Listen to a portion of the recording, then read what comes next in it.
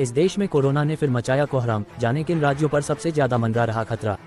इस साल की शुरुआत में अमेरिका में गर्मियों के अंत में कोविड-19 की एक बड़ी लहर देखने को मिली थी। उस समय संक्रमण तेजी से फैलने वाले XFG वेरिएंट की वजह से बढ़ा था, जिसे स्ट्रेट्स नाम दिया गया है।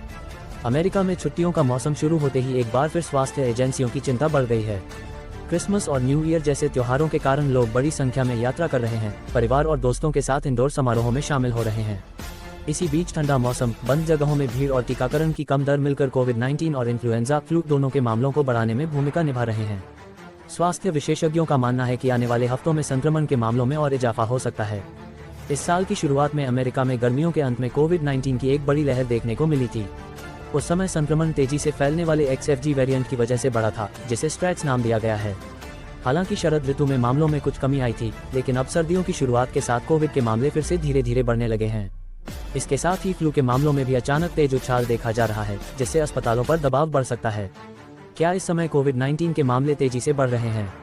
विशेषज्ञों के अनुसार कोविड-19 के मामले बढ़ तो रहे हैं, लेकिन अभी स्थिति पिछले कुछ वर्षों की सर्दियों में आई चरम लहरों जैसी गंभीर नहीं है। अमेरिका के रोग नियंत्रण और रोकथाम केंद्र CDC के अनुसार दिसंबर के मध्य तक 31 राज्यों में कोविड संक्रमण बढ़ रहा था या बनने की संभावना जताई गई थी। 15 राज्यों में हालात स्थिर थे, जबकि केवल एक राज्य में मामलों में गिरावट देखी गई। CDC के अपशिष्ट जल वेस्ट वाटर निगरानी आंकड़ों के अनुसार देश भर में कोविड-19 की कुल एक्टिविटी को अभी कम श्रेणी में रखा गया है। इसके बावजूद 15 राज्यों में कोविड वायरस की एक्टिविटी मध्यम या उच्च स्तर पर पाई गई है, जिनमें से अधिकतर राज्य मिडवेस्ट क्षेत्र में हैं। वहीं स्टैनफोर्ड और एमोरी यूनिवर्सिटी द्वारा चलाए जा रहे वेस्ट वाटर स्कैन प्रोग्राम के आंकड़े बताते हैं कि नवंबर के बाद से SARS-CoV-2 वायरस की सांद्रता में करीब 21% की बढ़ोतरी हुई है। विशेषज्ञों का कहना है कि फ्लू के मामलों में जहां तेज उछाल देखा जा रहा है, वहीं कोविड-19 के मामले अपेक्षाकृत धीमी रफ्तार से बढ़ रहे हैं। वेंडरबिल्ट यूनिवर्सिटी मेडिकल सेंटर के संक्रामक रोग विशेषज्ञ डॉक्टर विलियम शैफनर के अनुसार कोविड से संबंधित अस्पताल में भर्ती होने वालों की संख्या में भी धीरे धीरे इजाफा हो रहा है, खासकर 65 साल और उससे अधिक उम्र के लोगों में। हालांकि यह चिंता का विषय है, लेकिन ये सर्दियों में हर साल देखने वाला एक जाना पहचाना मौसमी पैटर्न भी है। सर्दियों में क्यों बढ़ते हैं कोविड के मामले? स्वास्थ्य विशेषज्ञ बताते हैं कि कोविड-19 साल के किसी भी समय बढ़ सकता है, लेकिन आमतौर पर इसकी दो बड़ी लहरें आती हैं, एक सर्दियों में और दूसरी गर्मियों के अंत में। इसके पीछे कई कारण होते हैं, जैसे समय के साथ शरीर की प्रतिरक्षा शक्ति का कम होना, नए और ज्यादा संक्रामक वेरिएंट का उभरना, ठंड के कारण लोगों का ज्यादा समय घर के अंदर बिताना, छुट्टियों के दौरान यात्रा और सामाजिक मेलजोल में अचानक बढ़ोतरी।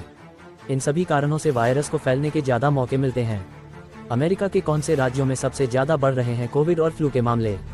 ताज़ा आंकड़ों के अनुसार अमेरिका के मिडवेस्ट और नॉर्थ ईस्ट उत्तर पूर्वी हिस्सों में कोविड-19 के मामलों में सबसे ज्यादा बढ़ोतरी देखी जा रही है।